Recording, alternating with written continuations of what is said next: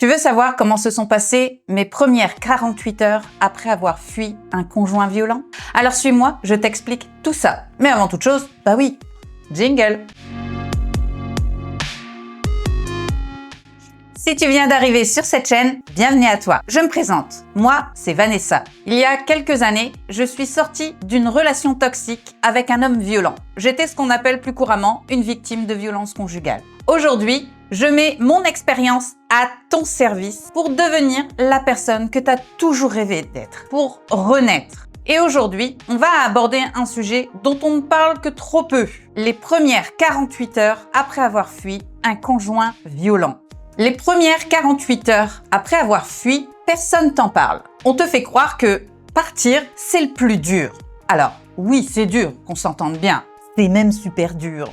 Mais la vérité, c'est que le plus dur, il est à venir. C'est le après, quand tu as franchi la porte, que tu te retrouves face à toi-même, que tu n'as plus rien, que tu n'as plus rien matériellement, émotionnellement et même physiquement, que tu n'es plus rien. Tu repars de zéro. C'est là que les difficultés commencent. Mais il est impératif de faire les bonnes choses dans les premières 48 heures. Et c'est ce que moi j'ai fait. J'ai eu la chance que ma maman était présente tout le long de ce procédé. Toute cette période, elle a été mon soutien, mon pilier. Parce que je suis partie, j'avais plus rien. J'ai pris ma fille sous le bras, j'ai pris les plus urgents et je me suis enfuie, littéralement. Et on va commencer par la première partie, la fuite.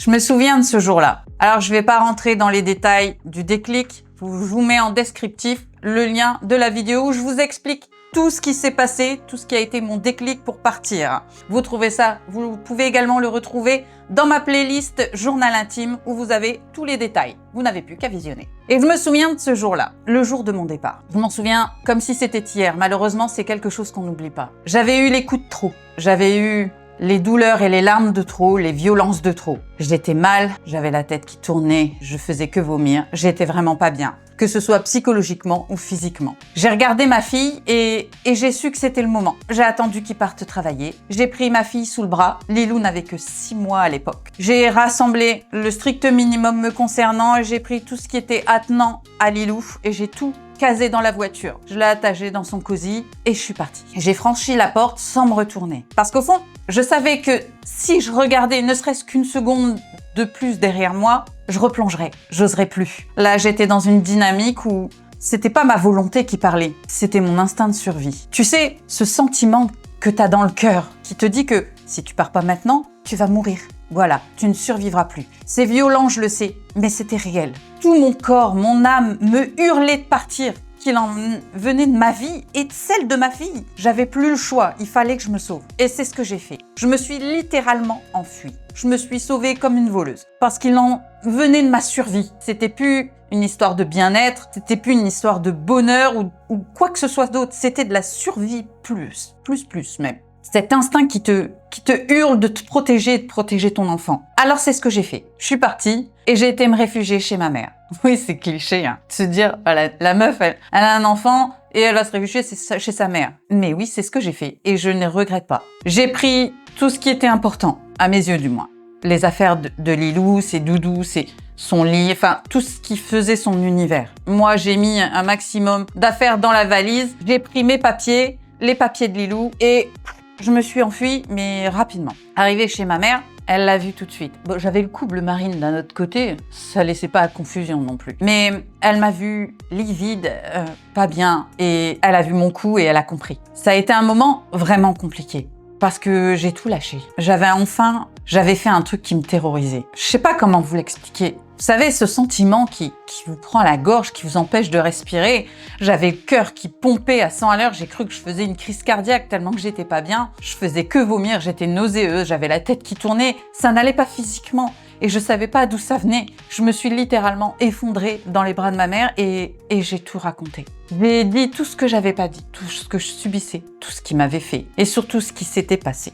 Comme toute mère, elle m'a accueillie, elle m'a protégée, elle m'a ordonné d'aller me reposer, qu'elle s'occupait de Lilou. J'avais besoin de souffler, en fait, et elle l'a compris. Et c'est ce que j'ai fait. Je me suis littéralement laissée auto-guider. J'étais vide, une coquille vide, rien d'autre. Je marchais au radar. Et mon état physique continuait de se détériorer. Je continuais de vomir, je continuais d'être pas bien, à tel point qu'elle m'a emmenée à l'hôpital. Arrivée à l'hôpital, j'ai été pris en charge assez rapidement. J'avais, comme je vous l'ai dit, le cou bleu marine, on voyait encore ces traces de doigts. J'avais le cou bleu marine, j'avais beaucoup de vertiges, je vomissais énormément, j'avais mal à la tête, j'en pouvais plus. J'avais l'impression d'avoir la tête dans un étau. On m'a pris en charge rapidement et les médecins ont décelé un traumatisme crânien. Alors, j'étais pas non plus à l'article de la mort, mais c'était assez sérieux, suffisamment pour les inquiéter. Donc j'ai eu mon traitement, bref, les recommandations. Je vous passe les termes médicaux, ça n'a pas grand intérêt. J'ai également consulté un médecin légiste. Alors, c'est une étape que vous devez faire dès que vous partez. Ça doit être votre priorité et j'insiste bien là-dessus. C'est votre priorité. Le médecin légiste, alors c'est pas qu'un médecin qui trifouille dans les cadavres, on s'entend bien, ça n'a aucun intérêt. Non, le médecin légiste, c'est celui qui va constater l'intégralité de vos coups. Il va prendre des mesures et il va tout mettre sur un certificat médical officiel. Ce certificat médical, alors sur le coup, vous voyez avec ses règles, ses machins, prendre des mesures, voilà, c'est assez pointu. C'est difficile psychologiquement parce que je pensais que j'étais folle, que j'exagérais. Parce que c'est ce qui m'a bourré le crâne, que tout était de ma faute et que j'exagérais toujours tout. J'ai dû raconter mon histoire, lui dire ce qui s'était passé, les coups, et il a pris note d'absolument tout. Et il m'a refourni ce certificat médical qui prouvait qu'aux yeux de la loi et du monde, j'étais pas folle, que c'était pas dans ma tête, que j'avais pas exagéré et que ce qui s'était passé, c'était pas normal. Il a signalé le traumatisme crânien, les mesures des coups, etc.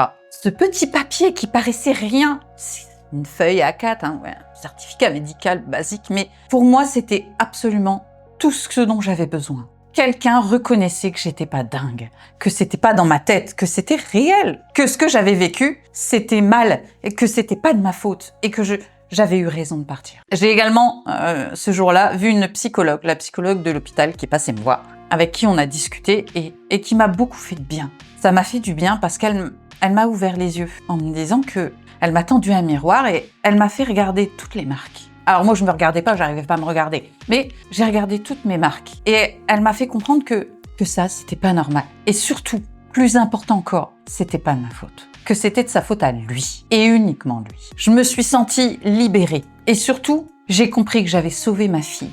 Elle était dans mes bras, de toute façon, elle pouvait pas me lâcher. Je l'avais dans les bras et je la sentais calme avec moi. Alors moi, j'étais une boule de nerfs, mais elle était d'une tranquillité absolue. Elle me regardait calme, comme si elle savait que je faisais tout ça pour elle et qu'on était sauvés, en fait. Que bien les difficultés faisaient que commencer, que la douleur faisait que commencer, on était sauvés et on était en sécurité, en vie, toutes les deux. Le lendemain, je savais qu'une chose très difficile m'attendait, la déposition au commissariat. Je me suis levée avec une boule au ventre, un nœud dans la gorge. Déjà, mon téléphone sonnait en non-stop. Et je savais que je devais faire quelque chose de très compliqué. Du moins, ça l'était pour moi, mais je sais que ça l'est en général. La fameuse déclaration au commissariat de police. Ça rend la chose réelle. Bien que qu'on en ait conscience avec l'hôpital, là, ça rendait les choses réelles et je savais que je rentrais dans le conflit. C'était le premier pas vers le conflit. Mais c'est un premier pas que je devais faire. Légalement, vous devez apprendre à vous protéger.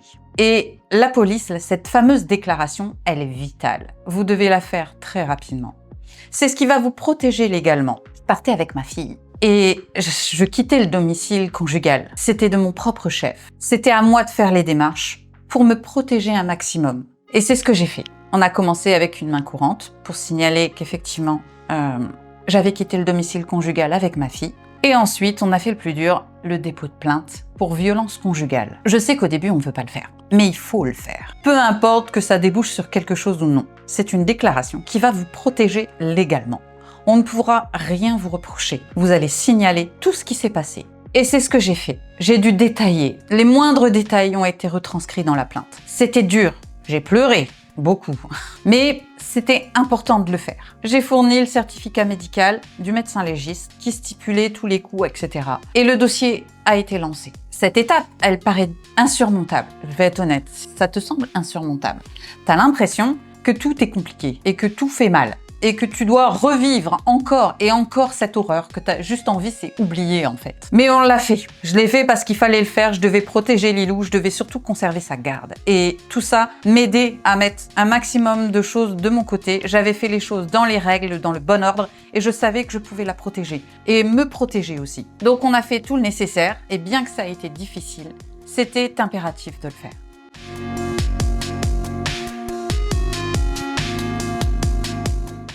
Ensuite, on s'est attaqué à un gros morceau, les démarches administratives.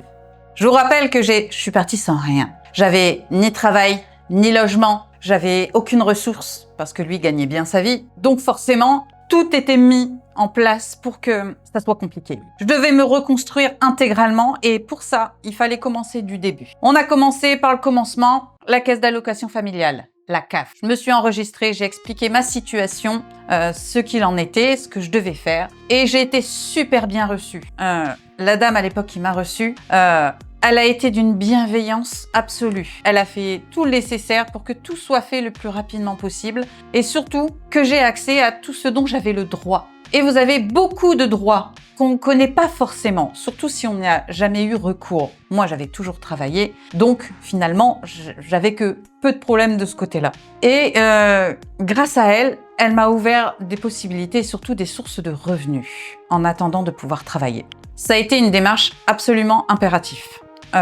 Vous ne pouvez pas vous reconstruire avec rien. Je suis partie, j'avais même pas 1 euro sur moi. Vous voyez un peu? Donc, alors, j'avais pas de gros frais parce que j'étais chez ma mère, mais mon but était de me reconstruire et d'assumer ma fille. J'étais maman, j'étais plus une gamine de 16 ans. Donc, il fallait que je me prenne en charge et que j'avance. Ensuite, on est allé directement à Pôle emploi. J'ai fait mon dossier. Là aussi, encore une fois, j'ai été reçue avec beaucoup de bienveillance.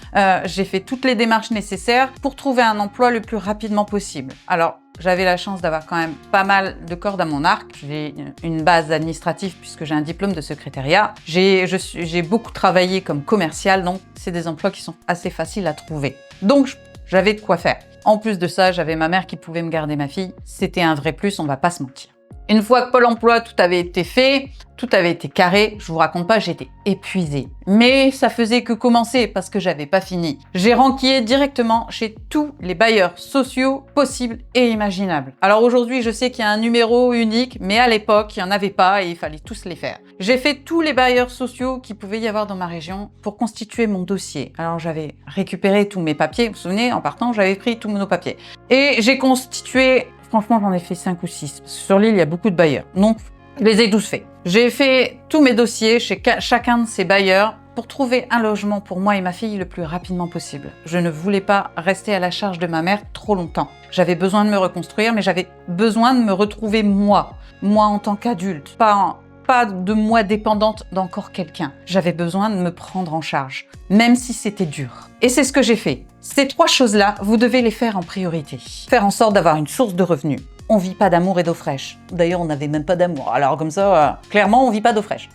Ensuite, faire les démarches pour trouver un emploi. Ça paraît con, mais c'est vraiment important. Et chez Pôle emploi, on va vous aider pour votre CV, l'éditer, l'imprimer. Tout est fait sur place. Et ça, c'est un vrai plus. Et ensuite, trouver de quoi vous loger. Une fois un toit sur la tête, un emploi et une source de revenus, vous vous sentirez déjà beaucoup mieux et beaucoup plus sereine. Ça sera un poids en moins et ça va vraiment alléger le stress. Mais après tout ça, pendant que moi j'étais là-dedans, le harcèlement a commencé. Et je précise bien, a commencé. Parce que il a duré des mois et des mois. Les appels, les messages, les insultes, les menaces, les déclarations d'amour. Je passais de la sainte, de la femme de sa vie à la pire des salopes, une vraie pute, et je vous en passe, voilà, je vous en passe et des meilleurs. Il m'appelait, sans exagérer, toutes les 5 à 10 minutes, tout le temps. Et ça, c'est les appels seulement, je vous parle même pas des messages. Il arrivait à saturer mes messageries. Dès que j'éteignais le temps que je fasse une démarche, ma messagerie était saturée, littéralement. Je l'ai bloqué. Il a réussi à me contacter sur les réseaux à travers mes propres amis ou les membres de ma famille. Je leur ai demandé de le bloquer, ce qu'ils ont fait. Et j'ai changé de numéro. Il a changé également le sien pour pouvoir me rappeler. Et le harcèlement a été ainsi tout le temps. Ce harcèlement vous devez vous y attendre. Parce qu'il va arriver, faut pas vous leurrer. Et il est dur. Parce qu'on se demande si on fait bien. Si je gâchais pas la vie de ma fille, je lui ai retiré son père. Aussi pitoyable et terrible soit-il, c'était quand même son père. Et j'avais plus aucune identité. Il cessait de me dire que c'était ma mère qui me montait la tête contre lui, que ce qui s'était passé n'était pas si grave, que c'était un accident. Après, c'était de ma faute. C'est moi qui l'avais cherché. Il fallait pas que j'aille voir ma mère, parce que le début de la dernière dispute, c'était ça. J'avais juste été rendre visite à ma mère. La tragédie absolue. Et c'était tout le temps. C'était tout le temps. Je peux pas vivre sans toi. Je vais me tuer si tu reviens pas. Tu fais du mal à Lilou. Elle a besoin de moi. T'es incapable de t'en occuper toute seule. Et c'était ça tout le temps. Tout le temps. Tout le temps. Et il faut s'y attendre. Alors j'ai fini par en avoir marre. Alors, j'ai gardé un numéro, avec, à l'époque, c'était des cartes de rechargement, donc il n'y avait même pas encore de forfait sur ce téléphone. Et je me suis pris un second téléphone avec l'aide de ma mère à l'époque. J'avais un téléphone où lui, il avait accès à ce numéro. Et je ne l'ouvrais que à certaines heures. Alors, je mettais une demi-heure par jour, et c'était généralement en milieu de journée, pour voir les messages qu'il envoyait, si c'était à propos de Lilou ou autre. Et c'est tout. Je ne répondais plus à ces messages. Je les bloquais dans tous les réseaux. Ma famille a fait de même parce qu'il les a harcelés aussi. Et il n'y avait que ce numéro. Et il n'y en avait pas d'autre. Juste et uniquement pour Lilou. Tout le reste, j'avais mon téléphone pour ma vie à moi. Mon téléphone dont j'avais l'utilité et dont j'avais besoin. Et j'ai commencé à souffler à partir de ce moment-là. Parce qu'il avait plus accès à moi tout le temps. Aujourd'hui, on est tellement connectés et on a tellement besoin de nos téléphones qu'on en oublie que c'est aussi une source de nuisance. Ça doit rester un outil et j'ai fait en sorte que ça le soit. Et puis vient le moment de ton face-à-face, de ta renaissance. Du moins, le début de ta renaissance. Ce moment où tu te retrouves face à ton miroir et où tu n'arrives pas à te regarder. Tu te sens comme une coquille vide. J'avais l'impression d'être vraiment une moule. Tu vois un peu? Une grosse coquille avec rien dedans. J'avais l'impression d'être ça. D'être un corps complètement vide. Je ne savais plus qui j'étais. Je ne savais plus ce que je voulais faire. Je ne savais plus ce que je valais. Je ne savais plus si j'étais capable de quoi que ce soit. Je n'avais même plus envie de vivre. J'en étais arrivée à un point où je me demandais si mettre fin à mes jours, ce serait pas faciliter la vie de Lilou. Vraiment. Et je me suis effondrée parce que je me suis rendu compte de ce à quoi je pensais. Et c'était pas, tu sais, une de ces pensées qui passent brièvement. Non, c'était ancré en moi. Je me demandais sincèrement si je devais pas mettre fin à mes jours. Si elle serait pas plus heureuse comme ça. Si ça faciliterait pas les choses de tout le monde. Et elle m'a regardée. Elle avait ce regard qui disait tout, en fait. Et j'ai vu dans ses yeux où elle avait besoin de moi. Pas de moi morte, de moi forte. Pas de moi telle que j'étais. Elle avait besoin d'une maman, mais d'une maman forte, d'une maman puissante, d'une maman qui se relèverait et qui avancerait pour elle, avec elle. Et j'étais pas cette maman-là. Et le choc, il est rude. Il est vraiment, vraiment rude. Et ce soir-là, j'ai pris la décision que j'allais devenir cette maman dont elle avait besoin. Cette maman qui était vitale pour sa survie, pour sa vie. Et j'avais pas le droit de baisser les bras. J'avais pas le droit de mettre fin à mes jours. Parce que j'avais un enfant et j'étais maman. Et je devais devenir la maman dont elle avait besoin. Pas la loque que j'étais devenue. Pas cette Vanessa effacée, transparente. Pas cette victime. Je ne devais plus être une victime. Je devais devenir une guerrière. Je devais être forte pour elle et avancer pour elle. Elle a été mon moteur. Ça a été elle mon pourquoi. C'était pas les coups, c'était pas le ras-le-bol, c'était pas les envies de suicide. Non, c'était elle, c'était les yeux de ma fille. Je devais briller dans ses yeux et je devais avancer pour elle. Et elle a été tout le long de ma reconstruction mon pourquoi. Et c'était tellement fort que j'ai jamais baissé les bras. J'ai continué d'avancer, même si c'était dur. Et c'est dur une reconstruction. Mais au bout,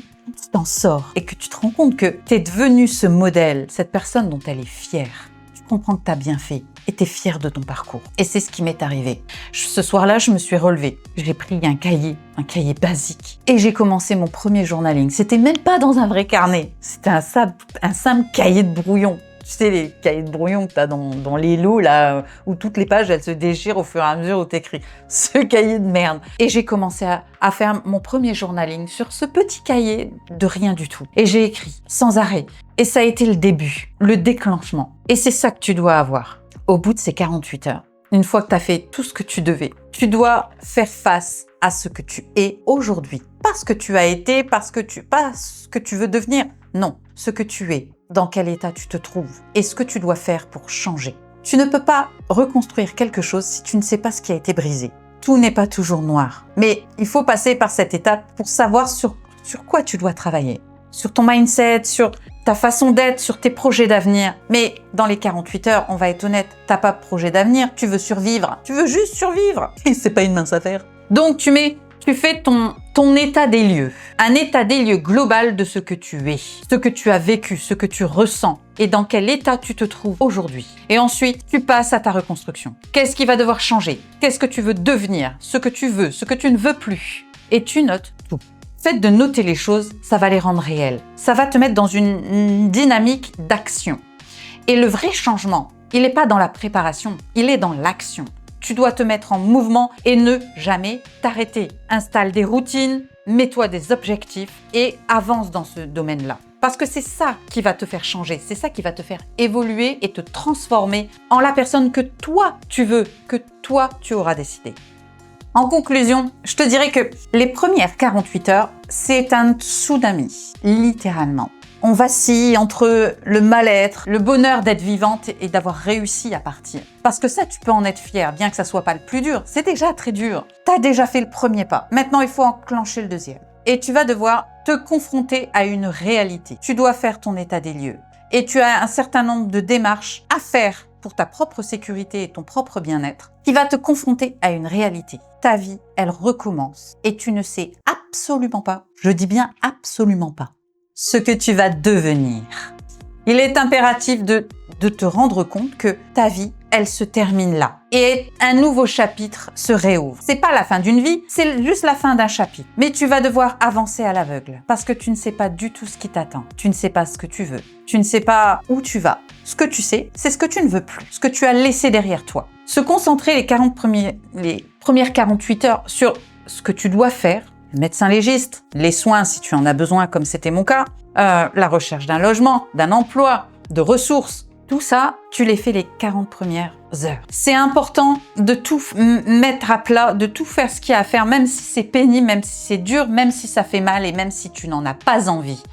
C'est nécessaire pour que tu puisses ensuite te reconstruire. T'as la base, t'as fait le plus dur, il faudra avancer maintenant. Ces 48 heures, elles sont difficiles parce que tu vas devoir ressasser et tu vas devoir te confronter à une réalité qu'on n'a pas envie de voir.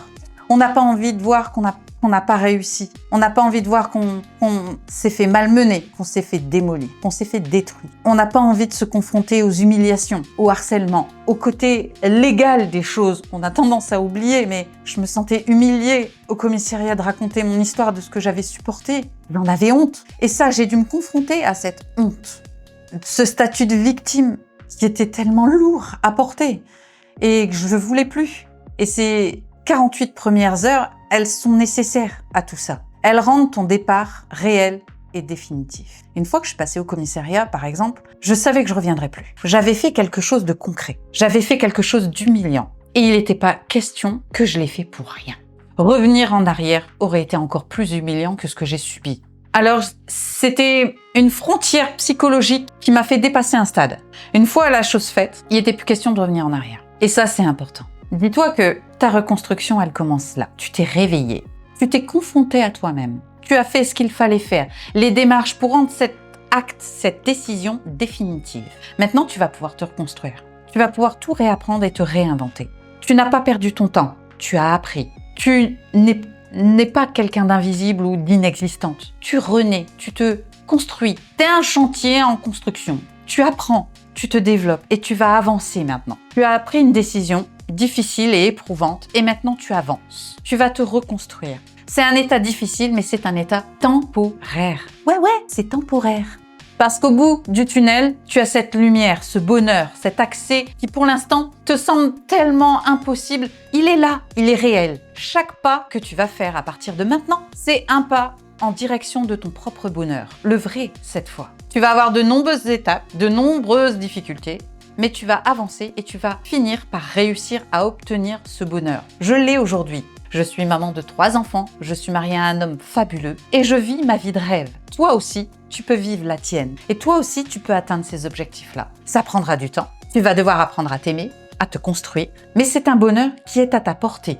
Si tu te donnes les moyens tu arriveras à accéder à ce bonheur. J'espère que cette vidéo t'a plu. En tout cas, j'ai beaucoup aimé la partager avec toi. C'est un morceau de mon histoire, mais si tu veux mon déclic, le moment qui m'a fait basculer, n'hésite pas à aller dans le descriptif, je te mets le lien de ma vidéo où je t'explique tout, toute l'histoire, ce qu'il s'est passé. Tu as une playlist qui est dédiée à ça. La playlist c'est Journal intime, donc n'hésite pas à aller voir. Tu as toute mon histoire à l'intérieur. Je veux que tu saches que ces 48 heures sont difficiles, mais c'est le début de ta reconstruction.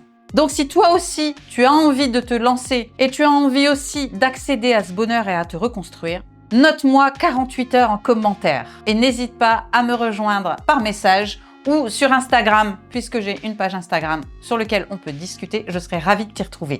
Alors je compte sur toi.